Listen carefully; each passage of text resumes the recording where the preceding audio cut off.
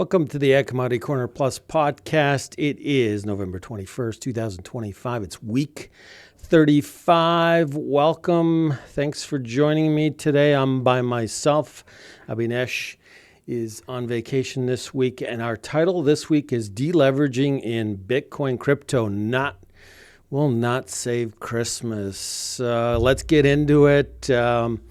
I'll explain myself with the title, but let's start off with the weekly summary quote chart. And, corn was slightly lower on the week, so a little bit of a disappointment there. But we had beans close the week up a penny, so that to me is a win. We had meal breaking lower after hitting some new highs, so we'll see how that finishes out the month end. We have some new lows this week. Cotton, hogs, cattle, feeder cattle, milk, not looking good for those commodities. And we also had Bitcoin breaking much lower. In fact, it actually traded to a new low as well, and we'll get into that. And that's why my title is about Bitcoin, because there's a lot of deleveraging going on in Bitcoin. So let's get started with that Bitcoin. Here's the daily chart. You can, if you go back to our past podcasts, we were talking about Bitcoin. We started talking about Bitcoin with our clients way back in January of 2024, and we learned one thing, that we have a very small float on the exchange for Bitcoin. And when the U.S. was making Bitcoin, legitimizing Bitcoin as an asset, it was going to introduce a ton of demand around the world, including the United States. And we felt that it could trade much higher. It's just a supply-demand thing, and of course it did. We said we could see 100,000, which it did. But when it got up here to this 128, 127,000, again, if you've learned anything from our podcast, and our clients know this, anything above that mean or average, that 200-day moving average, is overbought, overextended. So we were selling up here, not buying. Now, this is where you start to buy, but I'm very concerned that if we break this support at 80,000, and I think there's guys that have leveraged as much as 11, 12 times the Bitcoin asset. So, when it's going up, it's great, but when it's coming down, it's very painful. And they may have to be raising some money from somewhere else. If you're deleveraging out of Bitcoin, you got to go sell something else to help the case, raise that margin money. And so this is the weekly chart, and you can see that both the daily, the double top, and the weekly chart are ugly. It's even breaking on the weekly chart, that long-term channel, bullish channel, and to me that's a concern. Now, the 200-day moving average on the weekly chart's much lower, but it's causing some headaches in the stock market. But you can see from here that the Mag 7 have just outperformed the remaining 493 stocks in the S&P 500. Earnings are expected to go up next year for Mag 7, but go down for the S&P 493. So if we have a lower interest rate environment where the Fed continues to lower rates, I think that cycle could help both move higher next year. And so it's caused a little bit of volatility, and we got month end next week, and so the funds typically will continue to sell into month end with that long holiday U.S. Thanksgiving weekend. So I would be very patient. If you don't own Bitcoin, I wouldn't suggest getting into it just yet. We've talked about using an ETF like the IBIT. I would wait till New Year before I'd attempt maybe having something in a well-diversified portfolio. This week, we started finally getting some daily flash sales from the USDA as the U.S. government reopened. And in our Chinese soybean purchase tracker, we've got about 15% of the 12 million metric tons have been bought thus far. Everybody's concerned that we are running out of time, but I don't think this is what we typically talk about. It's not about the competitiveness with Brazil. Brazil's about $1 cheaper than the U.S. It's not about when we're going to ship these beans. They could get shipped in the spring. It's not about whether China cancels them, because they're famous for canceling purchases they've made. This is more about politics and economics. It's about the trade truce and the Chinese economy having access to the U.S. economy. So they're trying to appease Trump. And so I'm not concerned. I think moving forward, we'll get more purchases from the state-owned government agency, COFCO. And I don't think you're going to get them from the crushers because the margins are not there. But we may have put in a short-term ceiling because of this volatility in the market, where the investors are getting worried about those riskier assets. So that 1169 or 1150 in beans may have peaked short term, but we've got support around 11. We'll get to that here in a second. We did finally get another USDA export report, first one as of October 2nd. Corn exports are red hot. Ethanol's red hot. Corn exports are the best in 10 years. Wheat exports actually are the best in 10 years as well, up 25%.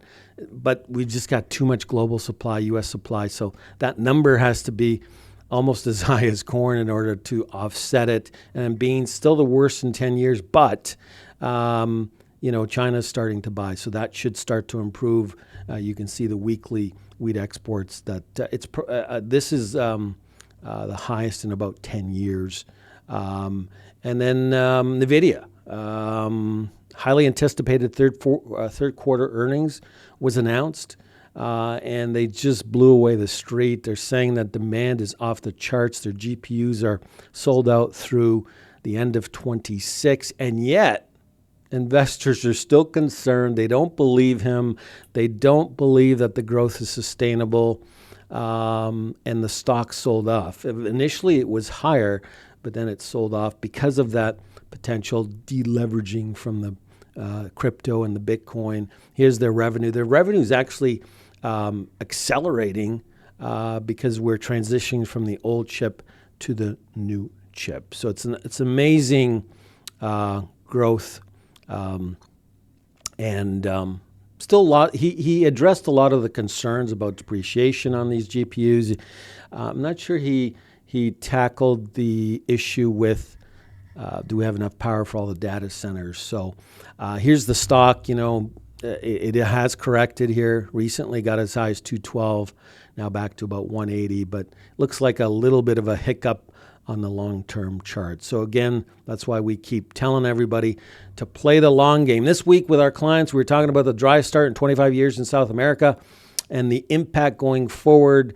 If you're looking for a program that can manage every risk on your farm, or you're looking for a program with transparency and a track record, we've got it. So try the program. Check it out. And this is South America, the weather models. This is the American GFS model. You can see that this is through almost Christmas, more rain here. And that's where it's been raining the most, but it's still very dry in the Amazon, very dry down here. Now, this section was wet, and it's expected to turn dry.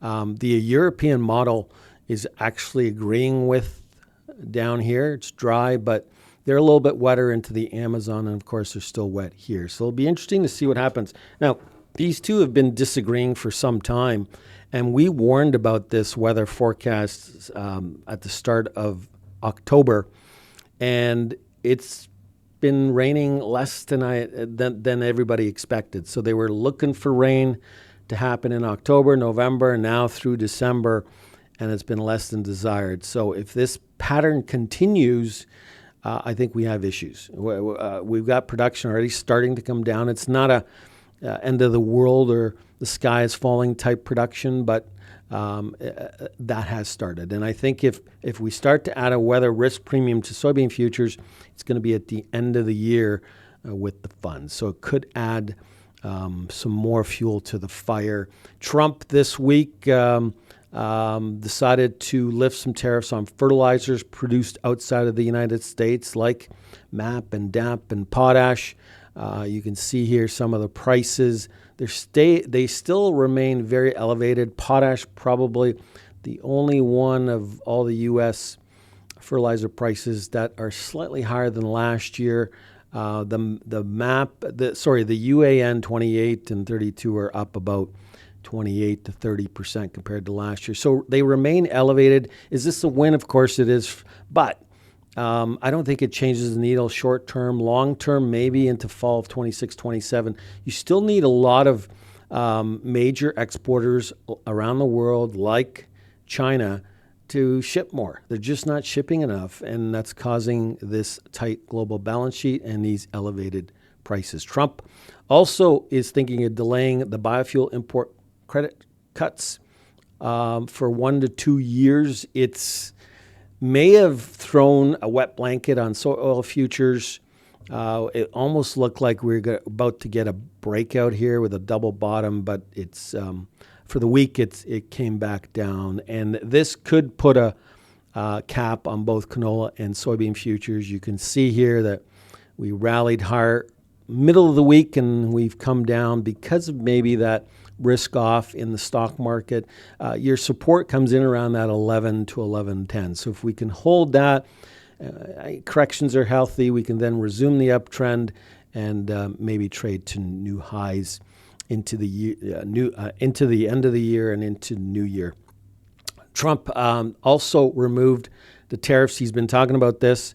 He's been waging a war on high U.S. beef prices, and he removed some tariffs on Brazilian beef and coffee. It was about 40% because originally he had a 10% tariff. So, cattle did not like the news. I thought at some point we'd factor all of that news in.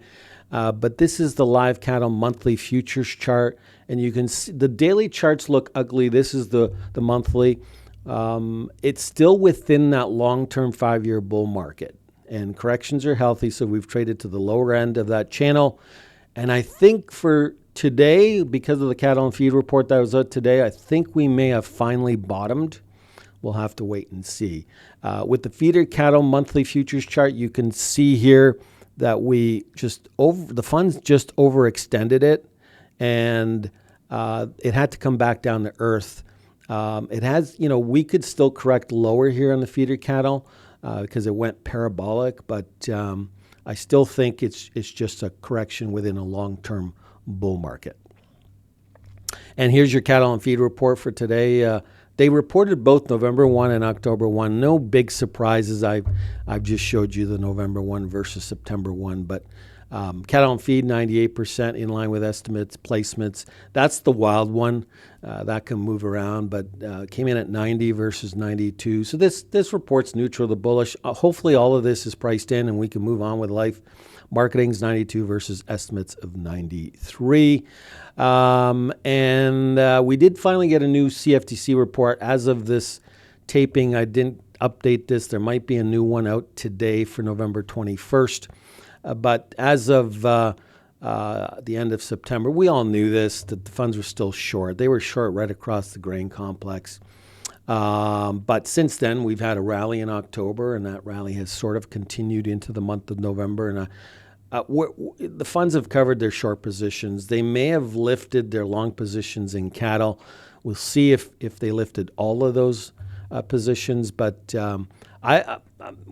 estimates are that the funds are long 100 to 160,000 contracts in soybeans. So that compares to the record high long in 2012 at 253,000. So there's still some ammunition there where they could continue to go long if you give them a reason to and push prices higher. I'll leave this with you.